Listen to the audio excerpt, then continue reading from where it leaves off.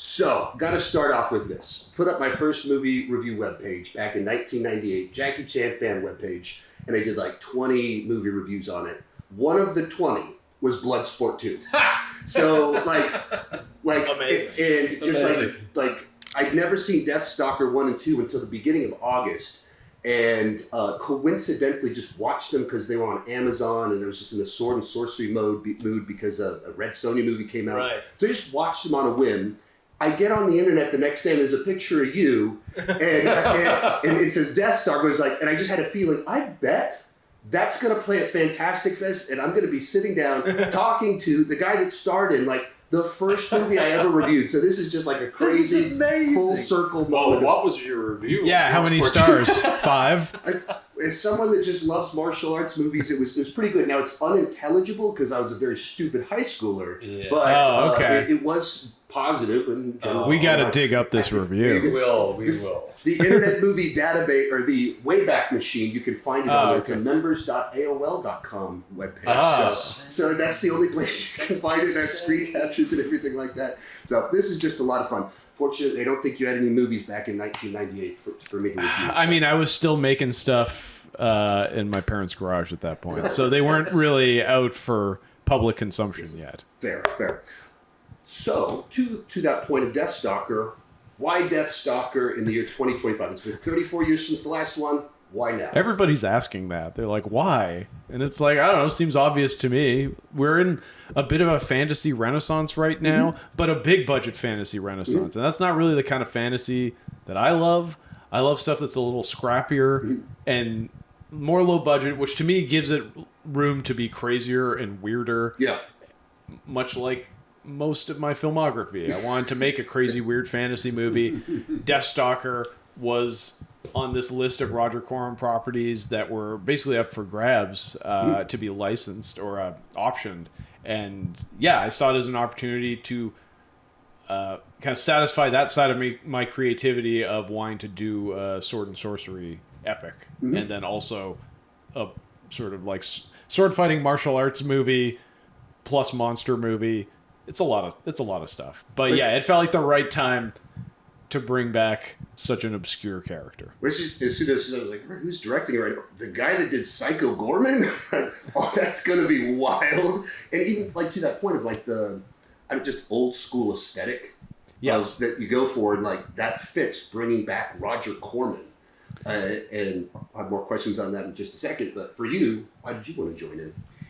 Well, I mean, it was amazing. I got a call from Steven saying, hey, listen, you want to be the lead in Deathstalker? So I was his first choice, which I'm always, it's so flattering when you get a call. And I was always a fan of the old Deathstalker movies. And then he pitched me his ideas. Incredible script, which he wrote. So that's a lot of kudos to him. And then he said, hey, listen, we can do this movie. You do your martial arts and you're fighting monsters and there's a sword and you run around in your tight pants and you have long hair and you have a scar. I was like, well, that sounds amazing. Can my pants be super tight? Can I have some high boots? And I only do it if I can show my arm. Yeah, gotta show those biceps, which I think we deliver on in spades. And which is really funny. I'm usually this size, and I'm like 210 pounds, and I said to Steven, I'm going to work out so hard, I'm going to be as big as I can get. And I went up to 220, which I've never been in my life. And like every week, I would do like a post test for him on Zoom. I'd be like, all right, did I gain size? Which then turned into maybe every 5 minutes on set, asking, can I pump? Or stressing about, I think I'm losing mass. I think. Am I losing my size? Yeah, and I wouldn't even look. I'd just be like, no, you're fine, Daniel. Let's just get back to your arts. Yeah, please, let's shoot this movie. If you're doing the genre that Arnold popularized, you gotta Conan, you gotta go for it. Come on, he's the man. He is, and I know Arnold. He's amazing, and just to be even in the same world is already a compliment. Oh yeah, it's amazing. We're in good company in this genre, and we had a lot to live up to. So with the project jam-packed with practical sets, people in suits, what is it that draws you to? Obviously loving kind of that old school aesthetic. I mean, that was like watching Psycho Goreman. I was like, this reminds me of so many things that I was watching back in 1995 that Yeah. When I'm not getting going through the martial arts section and going down all the shelves, it's something else that. I mean, that's just what I've always known. I don't know anything else. Like I don't know how to do VFX really, so I can't make a computer generated creature. I know how to make things with my hands, make them practically. It's what brings me like the most pleasure and creative satisfaction, physically making a thing and then bringing it to life on camera. So every movie is just an excuse to do that as much as possible, and also create things and then have actors act against them is just another thing that brings me a lot of joy. Is having someone like Daniel beat the shit out of one of my rubber monsters is just like it's a dream come true. It's Kid Steve mashing action figures together. I'm mashing like a Conan against a like Mummies Alive toy or like Skeleton Warriors or something. And so that's really all my movies boil down to. That is just like, how can it feel like I'm playing with action figures even though I'm an almost 40-year-old man? How many of the red suits did you have for it? The Dreadite suits, we had six suits. I made all of them, I think. They were coming apart by the end. I mean, all of the suits were. They weren't built in film, especially. You don't build things to last. You build them to last the shot, and then usually they just patch them up. You patch them up, or you put zip ties, and they usually disintegrate immediately as soon as the movie wraps. Well, then that kind of goes over to you. What's the difficulty in fighting someone that probably can't see? And I wanted to jump in on that. Yeah. To me, it was such an amazing experience. Now you have these, and I keep saying the same thing. I gotta give really kudos to Maestro. What he did on this movie, he did such an amazing job. But now I have an opportunity to fight this monster, like the troll with the two heads. And when I saw the troll in the studio, I was like, oh my God. And then he has his buddy, Matt. Yes. Matt Ninneber. Yeah, Matt, who's this incredible actor, beautiful guy, 6'3", in the suit, fighting with me. And I went up to him and said, hey, dude, we have a whole fight choreography. He goes, well, not a problem. I'm like, are you sure? You good? He goes, yeah. So we rehearsed. He had like his little peephole. He could see me. I did not make it easy for him. Yeah, he would turn his head like this. And then, actually, I remember one of the first days, you and I were in the shop, and we had our stunt coordinator put on the suit, and he was like, I can't move. And then you start cutting things out, and you made it work. I mean, we were able to do a real fight scene. I mean, what you see, this was not little pieces. We did a whole fight scene. It was and he's like buried under latex and foam, and vision's obscured, hearing's obscured. So every fight had that challenge of like, how can we do this safely, but also sell the energy and make it feel big and epic. So. I think the tough thing for him was, I did like, Steven goes, hey, Daniel, can you please give me one spinning hook kick? I'm like, it's not really that kind of movie. He goes, can I please have one spinning hook kick? It's a Steve Kostanski movie. Let me, I stretch real quick. And then I did the spinning hook kick, and I forgot how we exactly did it because the kick is fast, and he has to react at the right moment, but somehow it worked. These things just in the back went like this, or I don't know. I think it just lined up. Or did I just hit him? I think you might have just kicked him in the face. That's probably how that ended up. And Matt being such a nice guy, he probably was like, that's fine, whatever. Actually, I didn't hit him. Just for the record.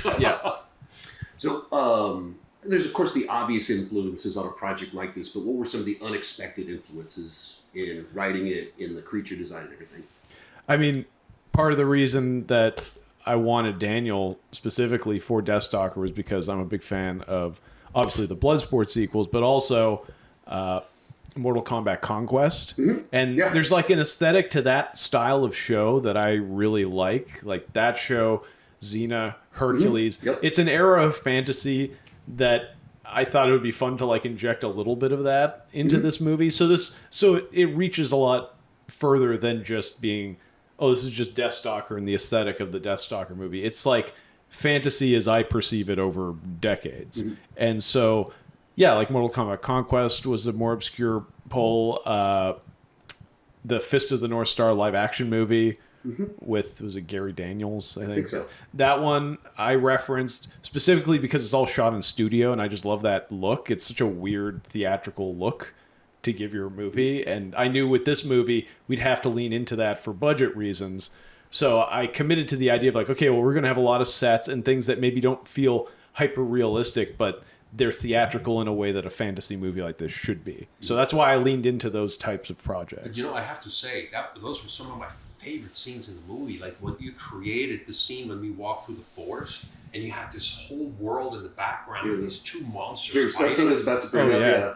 I was like, because he explained it to me and I had no idea what I was like, oh, yeah, that sounds great. And then when I saw it, I was really blown away. And it was a thing that we made up on set too. Like we were filming you guys walking and talking, and there were some smokestacks like off in the distance because we were in a quarry, and we just started riffing on like, what if those were just like big stone guys fighting? And that's like the most memorable image in the movie. Like you see like they're just walking and it's just in the background. It's one of my favorite scenes, but also the very ending. The ending. The ending matte painting. Matte painting. I mean, I could do a whole movie just like this. I love how it looks. I love it so much. Shout out to Kaiser Thomas who did a bunch of the matte paintings on this. I mean, we had a lot of talented VFX people give us, like, donate their time to do a lot of very expensive work on this project to make it look as epic as it does. And yeah, Kaiser did that end matte painting, and it's what a great way to finish the movie. It feels so appropriate to the era. Oh. Yeah, it's epic. We must start like this in Deathstalker 2. I think we just need like 100 matte paintings. We need at least 100 matte paintings. I thought you said at least we need 100 million. Ambitious. Yeah, it's a jump, but I think we can do it. Okay. Look, it all comes down to how the audience reacts tonight. Yeah. If so they go see this movie. Yeah, go see it. Make $100 million, and then we can just put that right into the next one. Was the plan to always have the Deathstalker 2 theme in there, and how did Slash get involved? Slash was involved from the beginning because he's been involved with Raven Banner on other projects. Like they've collaborated on other films in the past, and so the idea was always to loop him in on this. And I mean, he was always an executive producer, but then partway through production, there was talk of like, oh, he's going to make a song for us, and then he teamed up with Bear McCreary, and they made us that song that repurposes the Deathstalker 2 theme, which then motivated us to then put the Deathstalker 2 theme throughout the film, which is the best theme in the Deathstalker movies, like in terms of like original themes from the it's just previous so four. Catchy. I know it's a hummable theme, so it's nice to have it back. Have to ask you about a few different things in your action movie career. I loved the fact that so much of the marketing for Nobody was about the story of you training Bob Odenkirk. I just loved that. Yeah, and, that's Bob. You know, that's Bob. It like just that narrative of like a story of like watching a guy want to train and the guy that you don't at all have never seen him in that type of role, and then he does a pair of these awesome action movies. Is just cool. Yeah, thank you. This was old Bob. You know, Bob is such a great guy. We've become really good friends, and you know, he was a normal guy who wanted to become an action guy, and I got the chance to train him. And I love that man. He did an amazing job. And then you know what? Now we turn it around, so he helped me for Deathstalker. So for Deathstalker. Right back to Deathstalker. Yeah, there we go. Good job. For Keep it on Deathstalker, I saw him go, for Deathstalker, he goes, he's a big supporter of my career. He's always behind me, pushing me, supporting me. And he goes, Daniel, you know, let me read the script. Let me read the first 15 pages, and I'm going to tell you what I think. So he read the first 15 pages, and he calls me up, and he goes, Daniel, people love those kind of movies. He loved what he read, and he goes, but here's the trick. Do not play the joke. You take this world seriously. Yeah. You are part of this world. Don't wink, you know? Yeah. And that was one of the best advice. And I called Steven right away and I said, hey, listen, I got some great advice. And a lot of compliments actually come back how real it is, our film, you know? And a lot of kudos to you as well, you know, for directing. Well, because, I 100% agree with Bob's note of this doesn't work if everyone is acting like they're in on the joke. Yeah. It's the humor comes from the situations and the audience like recognizing a funny moment. It should never come from the actor basically turning to camera and being like, it's time to laugh now. Like, it's more about building real feeling situations, and the more intense and immediate and, you know, even like scary they feel, I feel like then the funnier they become to the audience. So it's leaning into the reality of the world you're creating, even if it is a crazy fantasy world. It's always play the realism more than anything. But it goes back to your script again. Because a lot of people ask me about the script, and I think you did such an amazing job creating these characters, and then you bring in the right actors, and then I always loved, when the actors you brought in, the actors who supported me in the film, and it was just so much fun to keep. And you're such a beautiful director on set, how you really let us play, and then you just go a little bit like, let me put a little more salt here, a little more pepper here. Well, which is amazing. That is the fun of it to me, is you set up all the pieces, you set up the sandbox, and then you let the actors play in it. I'm not a fan of being like, do it exactly like this every time, and forcing you into a role that I feel like you have to be giving me. I like the adventure of finding moments, and which I think we did. Huh? We did. There's so many moments in this movie. Like even there's a moment between you and Doodad late in the movie where I didn't even have like lines for the moment. It was just, okay, you guys hug and just talk over each other, and it's all just about you guys being happy to see each other. Yeah. And I wasn't specific about anything, and we just rolled a bunch of takes of it, and you guys said some funny stuff, and I just pulled what I wanted and made a real heartfelt moment out of it. That was actually one of my favorite moments in the whole movie. Well, it feels so real, especially at that point. It feels earned. Yeah. And can I do one shout out? Go for it. I think what was so beautiful in this in the story is Doodad was actually written as a male, right? Yes. But in the story, and I can say this, right? Yeah, of course. And our actor Laurie was female. Mm-hmm. So, which was was it intentional or was it not intentional? No, it just came down to casting. Like, she was the best option for the role, and she was the most enthusiastic. It's especially casting a creature performer. It's always a concern for me of like, do they have the stamina for it? Can they handle it?